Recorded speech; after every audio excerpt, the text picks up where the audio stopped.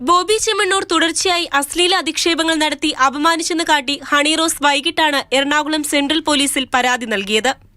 ദ്വയാർത്ഥ പ്രയോഗങ്ങൾ നടത്തി സ്ത്രീത്വത്തെ അപമാനിച്ചു, പരാമർശങ്ങൾ ഒഴിവാക്കണമെന്ന് മുന്നറിയിപ്പ് നൽകിയിട്ടും ഉണ്ടായില്ല തുടങ്ങിയ കാര്യങ്ങളും പരാതിയിലുള്ളതായാണ് വ്യക്തമാകുന്നത്. തൊട്ടുപിന്നാലെ സെൻട്രൽ പോലീസ് ബോബി ചെമ്മണ്ണൂരിനെതിരെ എഫ്ഐആർ രജിസ്റ്റർ ചെയ്തു.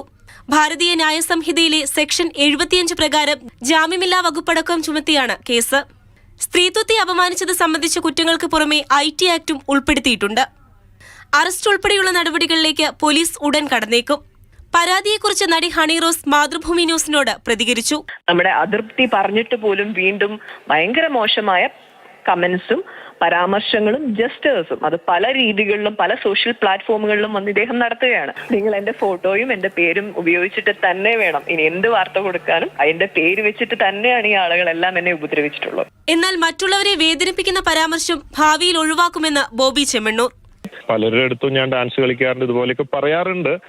പ്രശ്നങ്ങളൊന്നും ഉണ്ടാവാറില്ല. ഇനിയിപ്പോ ഒരു വ്യക്തിക്ക് ഇഷ്ടമില്ലെങ്കിൽ അത് മാനസിക വിഷമം ഉണ്ടാക്കുന്നുണ്ടെങ്കിൽ തീർച്ചയായിട്ടും നമ്മൾ ഒരാളെ വിഷമിക്കുന്ന കാര്യത്തിലേക്ക് നമ്മൾ പോവുകയില്ല. ഒരു വ്യക്തി ദ്വയാർത്ഥ പ്രയോഗത്തിലൂടെ തന്നെ അപമാനിക്കുന്നുവെന്ന് ചൂണ്ടിക്കാട്ടി നേരത്തെ ഹണി റോസ് ഫേസ്ബുക്കിൽ പോസ്റ്റ് ഇട്ടിരുന്നു.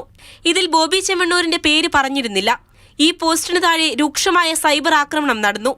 തുടർന്ന് നടി നൽകിയ പരാതിയിൽ അശ്ലീല കമന്റ് ഇട്ടവർക്കെതിരെ കേസെടുത്ത പോലീസ് കുമ്പളം സ്വദേശി ഷാജിയെ അറസ്റ്റ് ചെയ്തു. ഇതിനു പിന്നാലെയാണ് ബോബി ചെമ്മണ്ണൂരിന്റെ പേരെടുത്തു പറഞ്ഞുള്ള കുറിപ്പും രണ്ടാമത്തെ പരാതിയും. താങ്കൾ പണത്തിന്റെ ഹുങ്കിൽ വിശ്വസിക്കൂ എന്ന് ബോബി ചെമ്മണ്ണൂരിനോട് ഹണി റോസ് പറയുന്നു. താൻ ഭാരതത്തിലെ നിയമവ്യവസ്ഥയുടെ ശക്തിയിലാണ് വിശ്വസിക്കുന്നതെന്നും സമൂഹമാധ്യമ പോസ്റ്റിൽ വ്യക്തമാക്കുന്നു. മാതൃഭൂമി ന്യൂസ്, കൊച്ചി.